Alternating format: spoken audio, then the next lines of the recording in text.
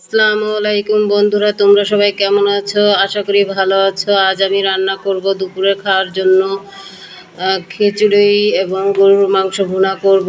বাহিরে অনেক বৃষ্টি হচ্ছে বন্ধুরা, এর জন্য খিচুড়ি খেতে মন চাইলো এবং ভুনা গোশ খেতে মনে চাইলো।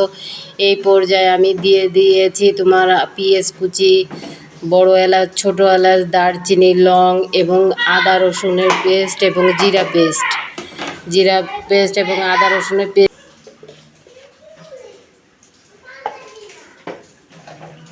এবং দিলাম হলুদের গুঁড়ি এবং স্বাদমতো লবণ।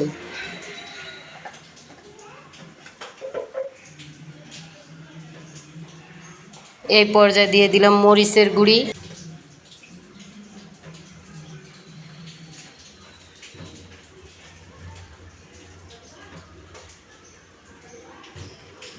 দিব পরিমাণ মতো তেল। বন্ধুরা, গরুর মাংসটা হালকা চর্বি ছিল, এর জন্য পরিমাণ মতো তেল দিয়েছি। এবার এটাকে খুব ভালো করে মাখিয়ে রাখবো, নইলে অন্যভাবে রান্না করতাম, বুঝছো? সময়ের অভাবে কয়ে দিব না, বুঝো না? যে আমি অন্যভাবে রেসিপিটা দিতে চেয়েছিলাম, কিন্তু সময়ের অভাবে পারলাম না, তাই না?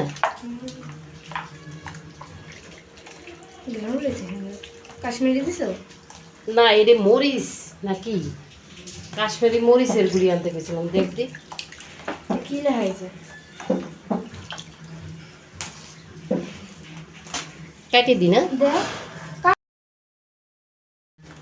দেখা গেছে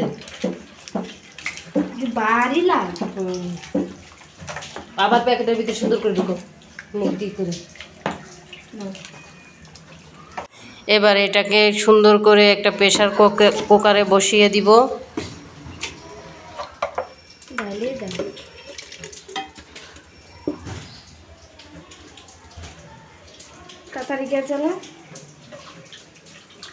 এখন না,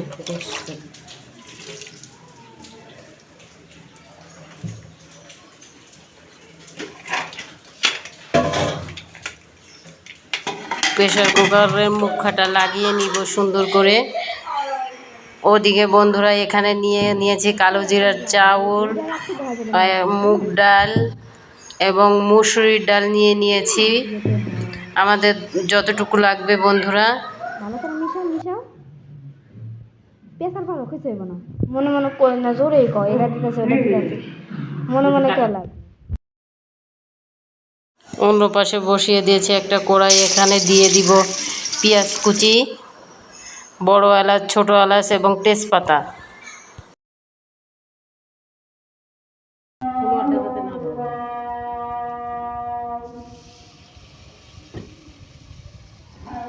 দিয়ে দিব অল্প পরিমাণে আদা বাটা, রসুন জিরা বাটা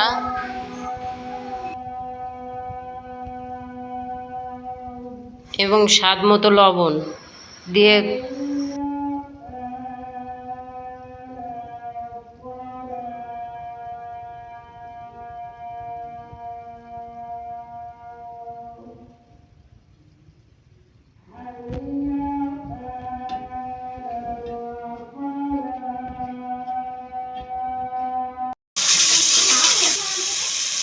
সুন্দর করে নাড়াচাড়া করব এবং এই পর্যায়ে দিয়ে দিব ধুয়ে রাখা চাউল এবং ডাউল দিয়ে সুন্দর করে নাড়াচাড়া করব।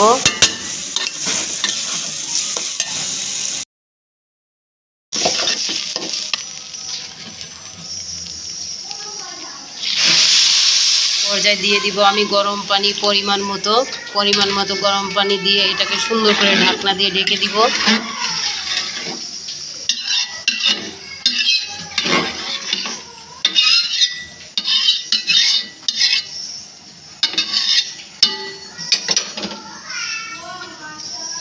ঢাকনা দিয়ে ঢেকে দেব। ও পাশে দেখি বন্ধুরা আমার গরুর মাংসটা কি অবস্থা, একটু দেখে নিই।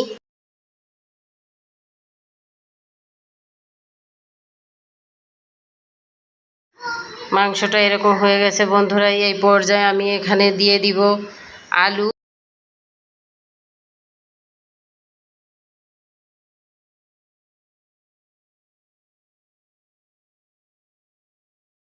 আলু দিয়ে দিলাম। আলু দিয়ে খুব সুন্দর করে নাড়াচাড়া করে আবার ঢেকে দিলাম। অন্য পাশে আমার খিচুড়িটার কি অবস্থা দেখি বন্ধুরা।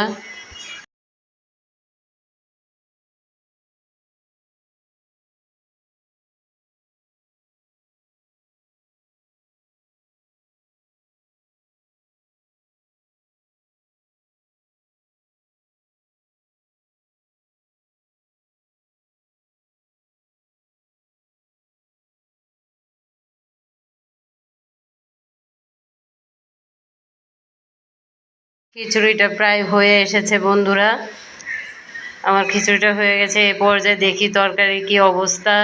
আমার তরকারিটাও হয়ে গেছে। এবার বন্ধুরা এর পর্যায়ে দিয়ে দিব আমার হাতের শাহি মশলা করা ফাঁকিটা দিয়ে দিব, দিয়ে খুব সুন্দর করে নাড়াচাড়া করব।